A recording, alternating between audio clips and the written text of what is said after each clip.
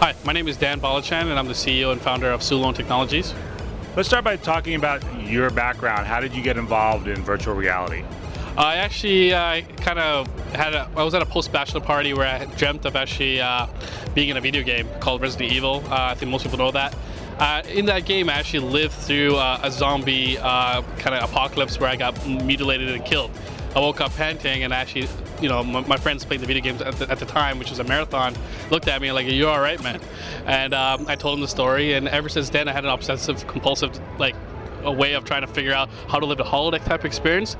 And eventually that led to how do I bring a holodeck experience to the mass community, and eventually migrated over to what we've created called the augmented virtual reality system, dubbed the Cortex.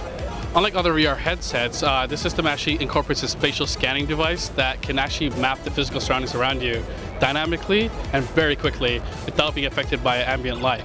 Now, so any room can be mapped in the span of 10 milliseconds. And with that, it can actually create virtual experiences that are confined to your physical space. Talk a little about what that means for video games. Basically, instead of sitting down and playing on your sofa, you can actually get up and move around the actual experience. But you don't have to worry about walking into your walls because it's contextually aware of its surroundings, and it can redirect your path to stay within in a smaller area within your physical boundaries. And will this work with existing PC games, or do people have to create it specifically for your device? I can't comment on that right now. That's still kind of tight-lipped, so I hope that's enough of a hint. Well, when it comes to demos and stuff, what are you guys showing? So we're showing our in-house content teams kind of showing off the technology and different aspects of the technology by showing the augmented and virtual reality fusion of the Cortex, as well as the spatial scanning and spatial mapping technology that we've created. So what does this technology mean for gamers? Well, for gamers, it allows them to experience gaming in a whole new level, allowing you to actually, instead of sitting down and playing while seated, you actually get up and move around your physical environment and actually experience the game from as if you're living it.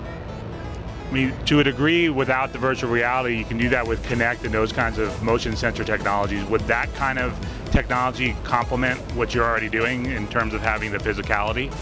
Not really, in the sense that you need to have a head-mounted system that actually scans outwards towards the environment dynamically. So any environment has to be mapped very quickly. When you have a Kinect-based system or any type of other motion capturing system, it doesn't necessarily map the environment. It can, but it has to map it very quickly and very fast and be able to dynamically change the game environment simultaneously. For example, with Oculus Rift or with the Morpheus, you're still using traditional controllers. How would people navigate within your technology? So you are the controller. Basically, whatever the controller inputs are for a video game, you are now the controller. And that's pretty much how, I guess, how it gets incorporated to existing games as the hint. So basically, when you're the controller, when you're the joystick part of that controller, you can move around in the environment that has now been extrapolated to your physical environment that was normally on a 2D screen. So in addition to gaming, talk about the entertainment and other applications you see with this device. Take cinema, for example, take that to a whole new level. Instead of sitting there and watching on at the theaters or at home on a TV, you can actually live the movie experience within your environment. Imagine walking alongside Frodo through Lord of the Rings. It's exactly what this system can do. Would it work though in tandem, like if you rent the movie on Blu-ray and then you enter it, or Hollywood would have to create specific entertainment for this device? Yeah, content would have to be created specifically for that kind of device, because you have to map the 3D environment in order for it to extrapolate to a 3D environment. So yeah, you have to make specific content, but the experience is so great that we would hope that the Hollywood or other production companies would actually incorporate such filmmaking skills filmmaking technologies into their films in order for to experience spatial entertainment. What impact has seeing Facebook buy Oculus and seeing Sony step into the VR space had for your company? It's great. It actually validates the space, and not just that, a lot of different VR headsets have arisen, and all kinds of different technologies have kind of like sped up towards the market, and it really is helping all of us as a whole to get ourselves into the VR market. What's the rollout plan for your device?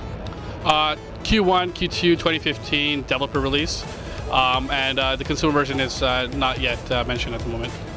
When it comes to the developer version, though, the SDKs that will allow game developers to start working on projects? Definitely. So it supports Unity right now, and soon to support Unreal, and several other plugins will be also developed throughout the year. And it allows game developers to actually take what they're already normally used to developing in and developing for, and use our plugins to actually develop special content.